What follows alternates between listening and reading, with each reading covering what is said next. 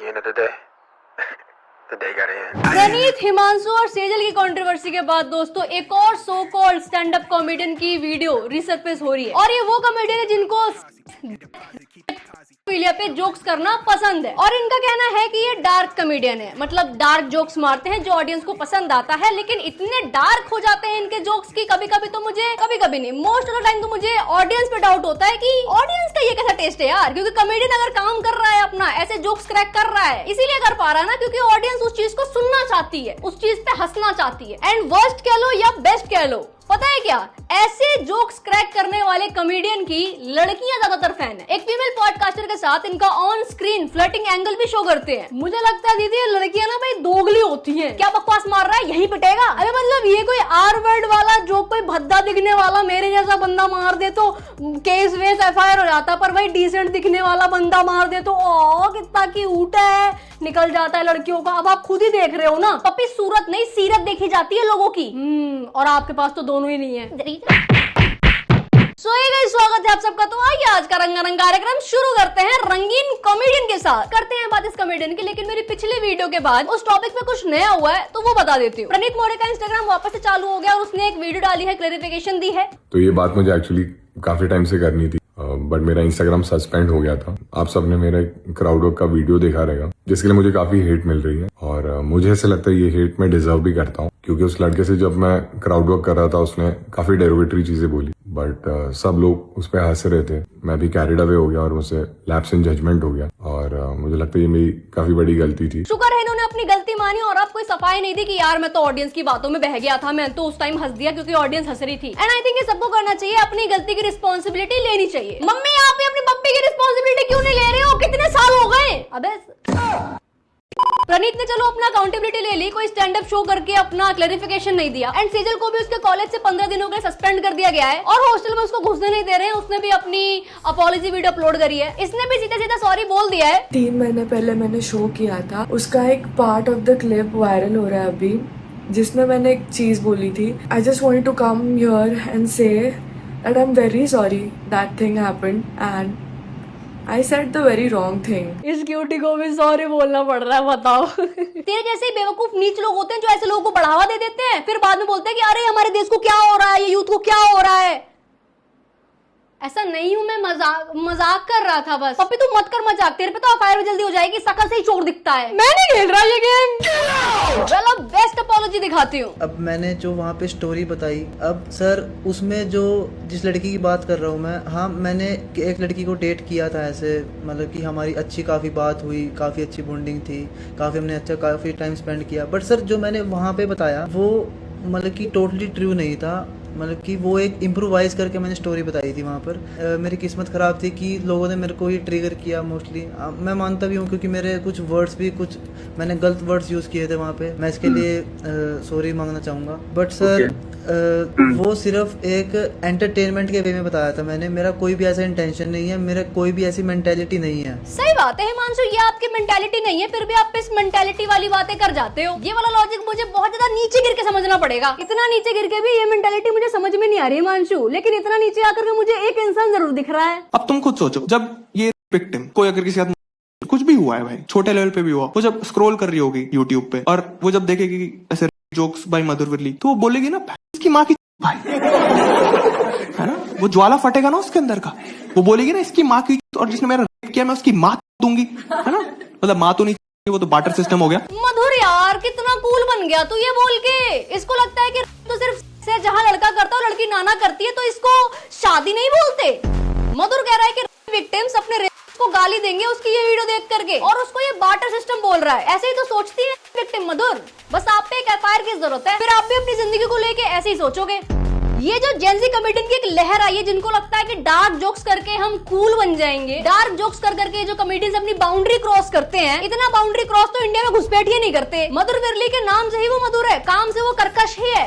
Victims जो होती हैं वो बोलती हैं कि we would have preferred over this, but कभी भी किसी लाश ने नहीं बोला कि रेप हो जाता है, कभी किसी ने मरते हुए नहीं बोला कि भाई छुरा क्यों मारा लेता, था कभी नहीं हुआ है। जोक्स के बाद जब बैकलैश आएगा तो क्या तब भी आप ऐसे ही सेम लाइंस मारोगे कि इससे बढ़िया तो छुरा ही मार लेते।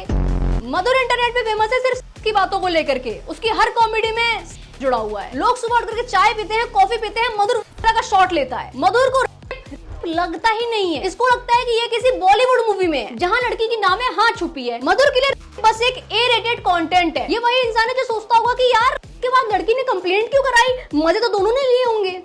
मधुर इतना डम है कि उसको रोल प्ले लगता है। मधुर इतना डम है कि अगर किसी लड़की का उसके सामने हो रहा होगा तो वो जाके बोल देगा get a room guys. News वगैरह अगर देखिए तो आपको पता होगा कि जैसे 10 केसेस होते हैं तो उसमें से 9 ऐसे होते हैं जहाँ पे सिर्फ होता है, एक केस ऐसा होता है जहाँ पे आफ्टर होता है। सुना आप लोगों ने ऐसे केसेस? मुझे लगता है वो एक केस तब होता होगा जब जस्ट आफ्टर लड़का उठता होगा और बंदी बोलती होगी अरे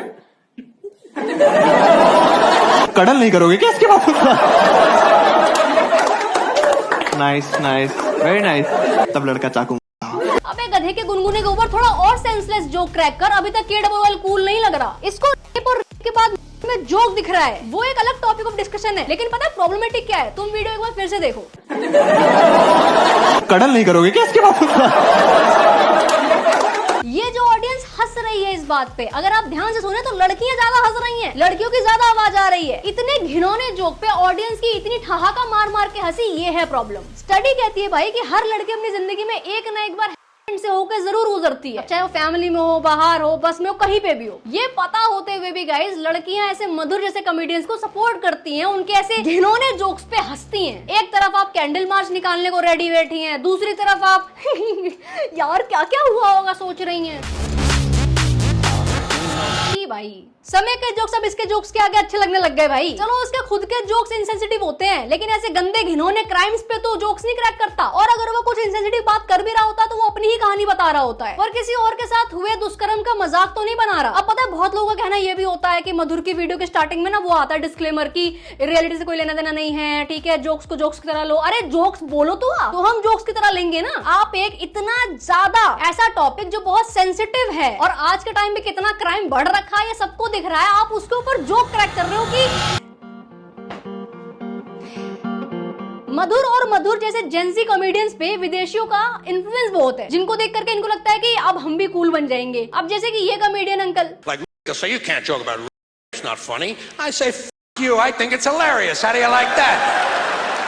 देखो विदेशों में ना ये नॉनसेंस जोक्स ना कॉमन है, ठीक है, ओके नॉर्मल। वहाँ इंसेस्ट, वहाँ वाइफ स्वैपिंग, वहाँ कल्चर, ये सब ठीक है, नॉर्मल है, चलता है। और बाहर की कंट्रीज में ना कॉमेडी शोज वगैरह ना बहुत सालों से चलते आ रहे हैं, और इंडिया में अभी ये नया कल्चर है, अभी कुछ सालों से ही हो रहा है। तो बाहर की कंट्रीज में ना ऐसे घिनौने जोक्स को आई गई कर देते हैं, कोई ज्यादा ध्यान नहीं देता, कोई इन्फ्लुएंस नहीं होता इससे। लेकिन इंडिया में अभी ये सब नया है, और हमें पता है कि हमारे यहाँ के लोग कैसे हैं। इनको अभी तक यही नहीं समझ में आया है कि कंसेंट नाम की कोई चीज होनी चाहिए, और आपको ये लगता है कि पे आप जोक कर सकते हैं। यहाँ की ऑडियंस ऐसी नहीं है भाई कि बात को आई गई कर दिया, लोग इन्फ्लुएंस हो जाते हैं उस चीज से कि अरे वाह ये तो फनी है यार, मैं भी करके जाके अपनी स्टोरी बताऊंगा कि मैंने 370 की बिरयानी खिलाई, फिर उसका मैंने ऐसे करा। इस कंट्रोवर्सी से पहले शायद आपको पता हो या ना पता हो कि प्रणीत के उस वीडियो पे 1 मिलियन व्यूज जा चुके थे, I mean, ज्यादा ही जा चुके थे। उन लोगों को इससे प्रॉब्लम नहीं हुई, उन सबको वो कंटेंट अच्छा लगा जिसके ऊपर आज कंट्रोवर्सी हो रही है इतनी बड़ी। तो आप समझ सकते हैं कि कितने लोग उस चीज से इन्फ्लुएंस हो चुके हैं। हमारे यहाँ के जेंजी कॉमेडियंस को लगता है कि विदेशियों से कुछ सीख करके हम अपने आगे बक देंगे और कूल बन जाएंगे, और लगे भी क्यों ना। इनकी ऑडियंस, स्पेशली इनकी फीमेल ऑडियंस भी इन चीजों को सपोर्ट जो कर रही है कि वाह भाई क्या जोक मारा, मजा आ गया। और फिर बोलते हैं कि भाई दिल्ली तो बहुत अनसेफ है, वर्ल्ड में सबसे अनसेफ सिटी है दिल्ली। इंडिया तो बहुत अनसेफ है भाई, इंडिया तो बहुत अनसेफ है यार, इंडिया बहुत अनसेफ है। बना कौन रहा है अनसेफ? एलियन आ रहे हैं क्या बनाने, या आप लोगों में से कोई बना रहा है? कौन बना रहा है? अभी कुछ 4-5 सेंसिटिव केस सुन लेंगे ना तो हम ही बोलने लग जाएंगे यार बताओ यार भारत में तो सेफ्टी नहीं है यार, लोग सेफ ही नहीं है, यहाँ पे कोई ऐसा ही नहीं है, ये वो फलाने, हम ही बोलने लग जाएंगे, और हम ही तालियां बजाने की वाह भाई क्या जोक मारा है यार, मजा आ गया। लोग ऐसे कॉमेडियंस को सपोर्ट करते हैं और फिर ये कहते हैं कि बट मैं एक रियल आर्टिस्ट हूँ। अरे सही में यार आप तो रियल आर्टिस्ट हो, आप यहाँ क्या कर रहे हो? आओ चलो आपको म्यूजियम में रख दूं, सालों तक लोग आपको देखते आएंगे ना। फिर एक फ्रेंड है, बैचमेट है मेरी, वो आई थी रात को 1 बजे, बोल रही है कि यार पार्टी करने चलते हैं, क्लबिंग करने चलते हैं। मैंने बोला नहीं यार, वो ना अड़ी रही, उसने बोला नहीं चलते हैं। मैंने बोला मैं तो नहीं जा रहा हूँ, कह रही मैं अकेले जा रही हूँ। तुम एटलीस्ट पेपर स्प्रे रख लो अपने साथ। पेपर स्प्रे मतलब पागल हो गया क्या? पेपर स्प्रे ऐसे चलाओ खुद की आंखों में चले जाए। तो मैंने बोला यार तुम कुछ सीख लो ना, फिर ऐसे कराटे वराटे जाके तुम ऐसे रात को क्लबिंग करनी हो तो खुद का ऐसे डिफेंस, सेल्फ डिफेंस कर पाओ। कह रहे अरे मधुर यार, सामने वाला गोली दिखाएगा, मैं कराटे करूंगी उसके। मैंने बोला चलो कोई SOS वाली ऐप डाल लो एटलीस्ट, है ना। अरे मधुर यार मेरा आईफोन है, रात को बंद हो जाता है, कौन सा है? फिर और क्या बोलूं? ये इंडिया में लड़कियां सिर्फ इसीलिए तो नहीं है कि हर घर में हिमांशु और मधुर जैसे सोच रखने वाले लड़के रहते हैं, इसको भी पता है कि बाहर इसके जैसे लड़के रहते हैं, उनको भी करना है यही क्राइम, और इसलिए इतना नॉर्मल बना दिया इस क्राइम को कि लड़कियां अगर बाहर रात में जाएंगी तो उनके साथ तो कुछ ना कुछ होगा ही, कि ये तो होना ही था। अरे क्यों होना था? तुम लड़कों को खुद के ऊपर ही कंट्रोल नहीं है, उसकी वजह से तुम लड़कियों के साथ क्राइम करोगे। तुमसे ही लड़ने के लिए लड़कियां अपने बैग में पेपर स्प्रे रखे, फिर तुम कहते हो कि हमारी रक्षा तुम ही करोगे। सही है नहीं है भाई? उस पे इसकी ऑडियंस बात है भाई, क्या बात है, proud of you.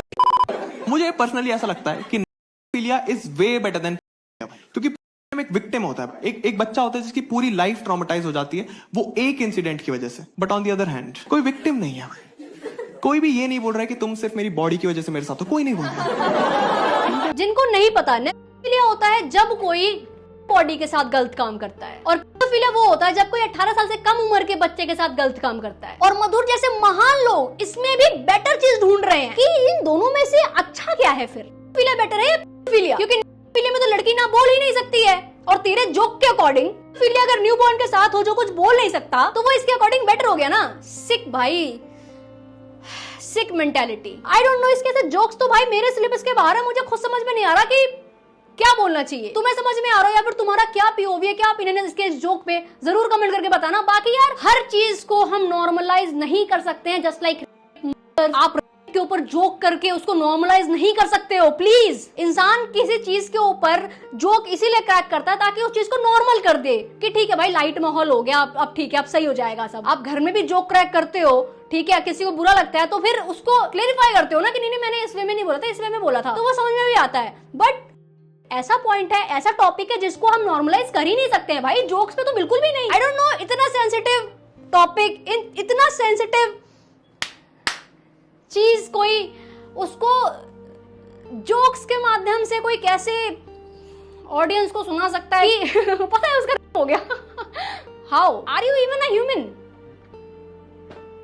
I know आप डार्क कॉमेडियन है, इट्स फाइन, ठीक है, आपका काम है डार्क कॉमेडी करना, लेकिन कुछ टॉपिक इतने ज्यादा क्रिटिकल हैं, सेंसिटिव हैं, उस पे जोक्स आप ना क्रैक करें, क्योंकि हमारी ऑडियंस अभी इतनी विकसित नहीं है कि वो इस चीज से इन्फ्लुएंस ना हो और जोक को जोक की तरह समझे। वैसे तो ये जोक करने की कोई बात थी नहीं। एनीवेज गाइस, जितनी गलती मधुर की है मुझे उससे डबल गलती उसकी ऑडियंस की लगती है, क्योंकि अगर आप ऐसे कंटेंट को अप्रिशिएट करते हो तो बंदा वही बनाएगा ना जो आपको खाना पसंद है। अगर आप उस चीज को अपोज करोगे तो फिर वो क्यों बनाएगा? आई मीन तुम खुद सोचो यार, अगर वो कॉमेडी कर रहा है, उसके शो में बैठे हुए सारे लोग हंस रहे हैं, तो उनको वो जोक सुनना पसंद है, इसलिए वो हंस रहे हैं, और वो बंदा लिख ही इसलिए रहा है क्योंकि वो ऑडियंस चाहती है लिखे ऐसा। आई डोंट नो ऑडियंस को क्या हो रहा है भाई, क्या होता जा रहा है, हार्टलेस हो गई है क्या ऑडियंस? समझ के परे है थोड़ा सा।